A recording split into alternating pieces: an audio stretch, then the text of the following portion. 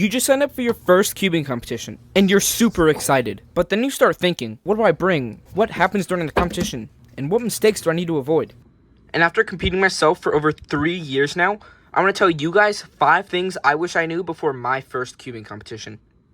I'm sure everybody who's watching this video can relate to this one, but it's to not bring all your cubes. If you've been to a competition, you've probably brought a lot of cubes before. Like at my first competition, I brought a 7x7. There wasn't even any 7x7 at the competition. I brought a Master Morphix. I didn't even know how to solve that. I think I was trying to figure out if somebody could solve it for me, but there wasn't anybody there.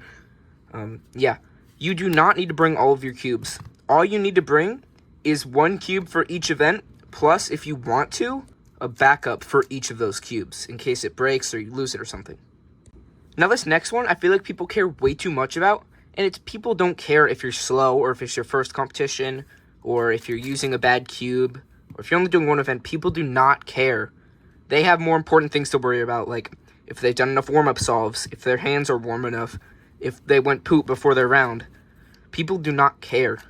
I thought this at my first competition. I was like, are people going to judge me for being slow? Nobody judged me, okay? The cubing community is very open. You're not going to be judged for being slow. Holy yap session, guys.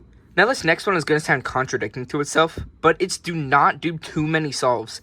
If you do too many solves before your round, you're grinding out the 3x3 solves. Before you have 3x3 in 10 minutes, your hands could become pretty tired. I've experienced this myself. I've done like 100 pyramid solves, and then my hands are super tired. So don't do too many solves. You should do solves. You should do solves to warm up, but if you do too many, your hands could get a little too tired. So just make sure that you don't do too many.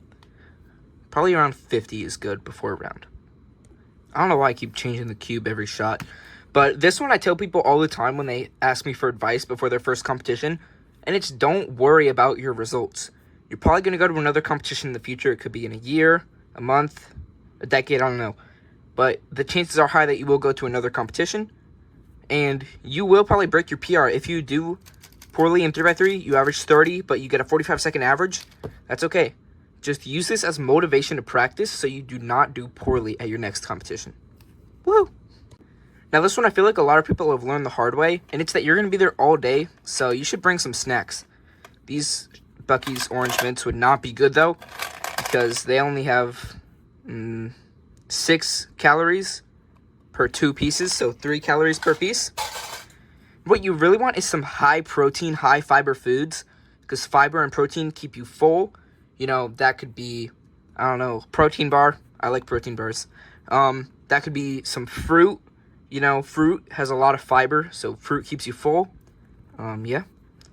So, eat well. Don't get McDonald's. Also, since you're still watching, I'm going to give you one more bonus tip. And that bonus tip is to make some friends.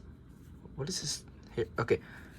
I was lonely in my first, I think, 5 or 6 competitions before I met my friend Felix, and the only person that I talked to was my mom. No hate on my mom. I love my mom. But yeah, so try to make some friends because you don't want to be lonely, and it just makes the competition a lot more enjoyable.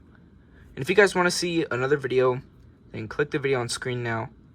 Also, guys, I know I said I'm trying to make my videos over 4 minutes. This one is just super close. I don't want to fill it with just nothing though, so I'm trying to make it over 4 minutes. But it's going to be super close, but subscribe.